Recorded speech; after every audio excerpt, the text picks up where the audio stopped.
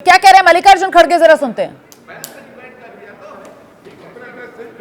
और गांधी जी की यहाँ थी, यानी हर नॉर्म्स को, डेमोक्रेटिक नॉर्म्स को तोड़ रहे हैं। इसीलिए आज हम ये दिखाना चाहते हैं, भाई मोदी जी आप संविधान के तहत चलिए। इमरजेंसी की बात नहीं, देखो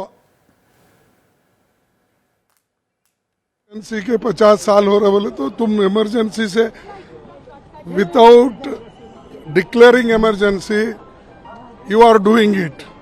इसीलिए हर बार वही बात बोल के आप कितने दिन ऐसा ही अपनी हुकूमत करना चाहते हैं। तो कांग्रेस अध्यक्ष मल्लिकार्जुन खड़गे को आप सुन रहे थे। निर्वहन करूंगा।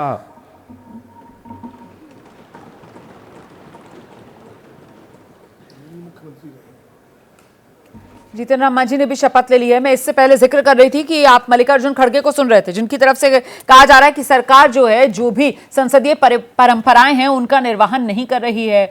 अंबेडकर और गांधी जी की जो मूर्तियां थी उसकी जगह बदल दी गई है। प्रोटेम स्पीकर को लेकर विपक्ष को नाराजगी है। और साथ ही साथ अभी आज इस सदन की कार्रवाई शुरू होने से पहले प्रधानमंत्री नरेंद्र मोदी की तरफ से वो जो इमरजेंसी का जिक्र करके उसे लोकतंत्र पर काला धब्बा बताकर निशाना बिना नाम लिए सीधे कांग्रेस पार्टी पर साधा गया, उस पर मल्लिकार्जुन खड़गे की तरफ से कहा गया कि आपने तो आपातकाल का बिना ऐलान किए उसी तरीके के हालात देश में बना रखे हैं। यह कहकर कांग्रेस पलटवार करती हुई और साथ ही साथ ये कहती हुई कि साहब कब तक एक ही बात को लेकर आप विपक्ष को घेरते रहेंगे, अब इन आरोपों में दम बचा नहीं है।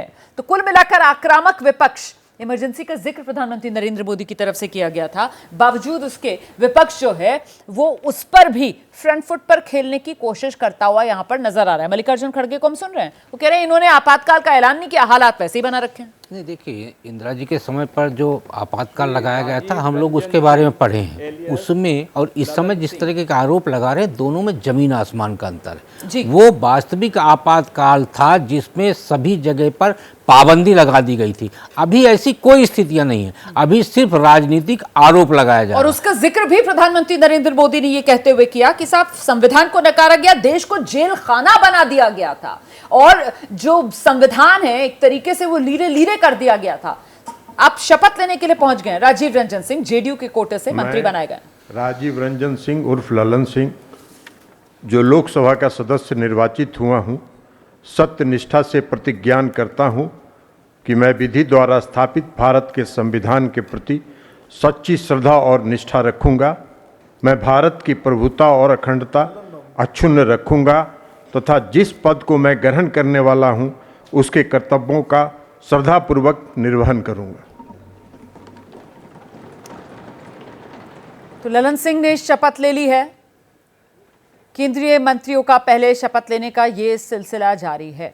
तो जो गठबंधन के साथी हैं उसके कोटे से हमने देखा तीसरा चेहरा जिसने शपथ ली। विनोद जी, मुझे लगता है गठबंधन में सबसे जो सहयोगी दल हैं इंडिया के हैं, उनमें सबसे मजबूत नेता के रूप में ललन सिंह को जानना चाहिए, क्योंकि नीतीश कुमार के प्रतिनिधि हैं। वो नीतीश कुमार के बेहद भरोसेमंद हैं। वो जनता दल यू के राष्ट्रीय अध्यक्ष रह चुके हैं वो, और उनको ही नीतीश कुमार ने भरोसा जताकर केंद्रीय मंत्रिमंडल में मंत्री पद की जिम्मेदारी दिलवाई है। तो जो सहयोगी दल हैं उनमें अगर सबसे मजबूत दमदार चेहरा किसी का है तो ललन सिंह का है। हालांकि बड़ा दल उसमें तेलुगु देशम है, 16 सांसद उसके हैं, लेकिन उनके जो प्रतिनिधि हैं वो उतने जाने पहचाने चेहरा नहीं है भारतीय राजनीति में जैसे ललन सिंह हैं। वो लगातार जो है एनडीए की राजनीति में, जेडीयू की राजनीति में, और जब नीतीश कुमार और लालू यादव एक साथ थे, वो इंडिया गठबंधन में थे, तब भी ललन सिंह प्रमुखता के साथ जो है रहते थे। और सबसे बड़ी मजेदार बात यह है कि महिला आरक्षण विधेयक पर सबसे ज्यादा सरकार पर हमला ललन सिंह ने अपने भाषण में किया था। सही, अगर आप उसको याद करें तो। बिल्कुल। और अब सर्बानंद सोनोवाल जो हैं वो शपथ लेने के लिए पहुंच गए हैं। मैं सर्बानंद सोनोवाल लोकसभार सदस्य निर्वाचित होवात ईश्वৰৰ नामत शपथ खाई कওঁ जे विधिर द्वारा स्थापन करा भारतर संविधाনৰ प्रति मैं प्रकृत विश्वास और निष्ठा पोषण करिम। मैं भारतर प्रभुत्व और अखंडता अक्षुण्ण राखिम और मैं ग्रहण কৰিবলৈ ওলোৱা कर्तव्य श्रद्धापूर्वक निर्वाहन करिम। तो एक तरफ ये शपथ का सिलसिला जारी है और वहीं दूसरी तरफ इस बार तो विपक्ष मजबूत है ना, और ऐसे में विपक्ष मजबूत वार करने के लिए पूरी तरीके से तैयार है। आपको क्या लगता है कि सरकार की तरफ से रणनीति क्या होगी राकेश जी? देखिए, इस सत्र में जो सबसे महत्वपूर्ण हिस्सा है वो है राष्ट्रपति का अभिभाषण। राष्ट्रपति के अभिभाषण में सरकार के 5 साल की योजनाओं को रेखांकित किया जाएगा, पूरा रोड मैप रखा जाएगा जो 27 जून को होना जो 27 जून को होना है। उसके बाद जब राष्ट्रपति के अभिभाषण पर चर्चा होगी, उसमें विपक्ष किस तरीके से अपनी प्रस्तुतिकरण देता है उससे तय होगा कि जो जुलाई के लास्ट में सत्र होने वाला है, कुल मिला के जुलाई के लास्ट में होने वाले सत्र की जमीन तैयार होगी इस सत्र में। वो बजट सत्र होगा, वो बजट सत्र और नहीं, प्रधानमंत्री नरेंद्र मोदी की तरफ से आज कहा भी गया कि साहब देश जो है वो स्लोगन नहीं, वो सब्सटेंस चाहता है। और उन्होंने कहा कि वो उम्मीद करते हैं, अपेक्षा करते हैं वो विपक्ष से कि विपक्ष जो है वो एक सकारात्मक भूमिका निभाए। तो जिस बात का जिक्र विनोद से राकेश जी कर रहे थे, तो वो सकारात्मक भूमिका निभाने का और वो चर्चा में हिस्सा लेने का वो एक मौका होगा विपक्ष के सामने। विनोद से देखिए, एक तो सबसे पहली बात है, ये तय होना चाहिए सकारात्मक भूमिका क्या होती है विपक्ष की।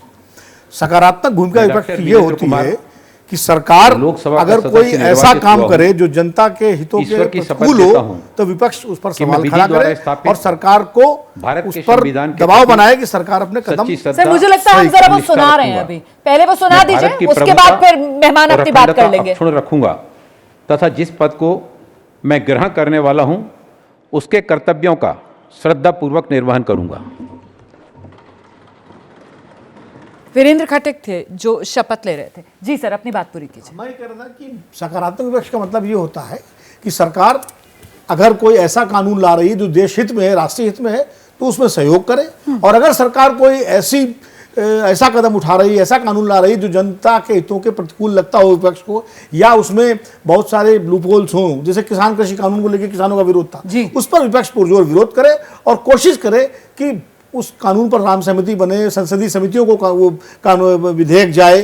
तो ये सकारात्मकता होती है विपक्ष की। अब अगर मान लिया जाए कि सकारात्मक विपक्ष खाली सहयोग करे, तो फिर विपक्ष का आएगा, फिर तो सरकार की सहयोगी पार्टी बन जाएगा। लेकिन संवाद तो होना, चर्चा तो होना। हाँ, ये ना हो कि सदन जो है वो हंगामे की भेंट नहीं, इसमें सरकार की जिम्मेदारी पहले है बहुमत की, और उसके बाद विपक्ष को भी उसी तरह जिम्मेदारी के साथ जो है उसका जवाब देना चाहिए या उस पर एक्ट करना चाहिए।